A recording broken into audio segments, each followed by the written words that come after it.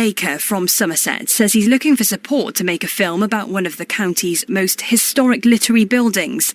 Ben Manning wants to document the history of Alfoxton House near Nether Stowey, which was visited by the likes of William Wordsworth and Samuel Taylor Coleridge. Plans are currently being considered that could see the building become a hotel, but Ben says it's also important that people know about the events that have taken place there. Dorothy Wordsworth started her journals here. William Wordsworth really reached a seminal period of his career as well. And, of course, Coleridge, even more significantly, read out loud the Rime of the Ancient Mariner for the very first time to the Wordsworths in the house. It's 7:04.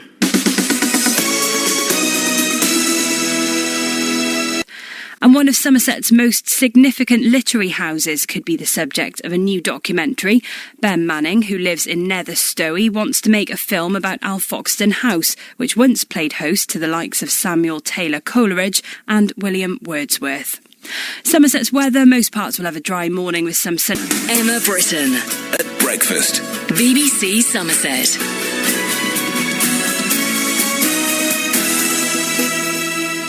So it was mentioned there in the news headlines. It's a house in Somerset with a great literary history.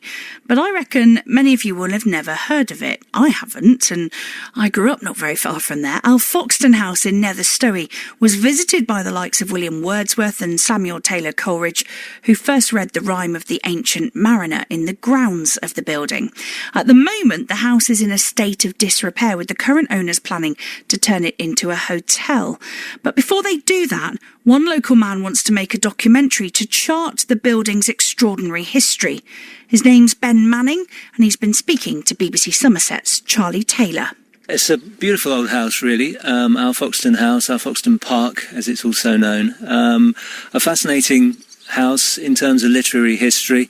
Coleridge, of course, to those who know, was in Nether Stowey from 1797 to 1800.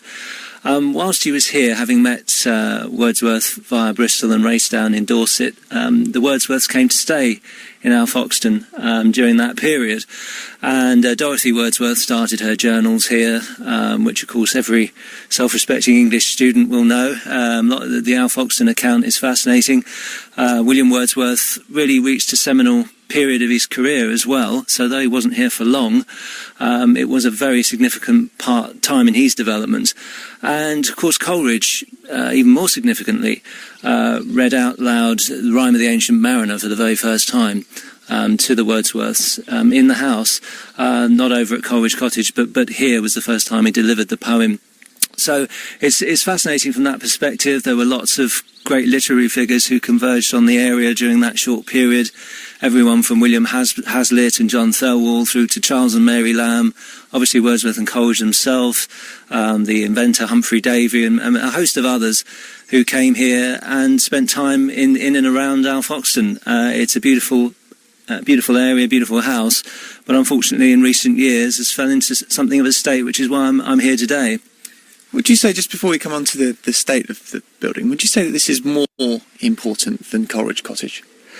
Well, that's an interesting point. I don't think one can say it's more important. It's as important, but it's certain sides to it that I find are quite perplexing or puzzling in terms of how it's perceived, at least in terms of importance. Alfoxton, if you look at old depictions of how it looked in 1797, it does not look dissimilar to what it looked like back then.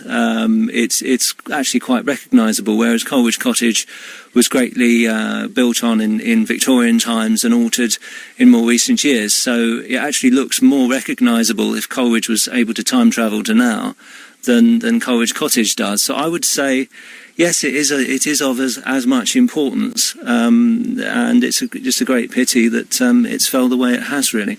That's Ben Manning, who wants to make a documentary about the extraordinary history of Nether Stowey's Alfoxton House, speaking to BBC Somerset's Charlie Taylor. We'll keep in touch with Ben and let you know how he gets on.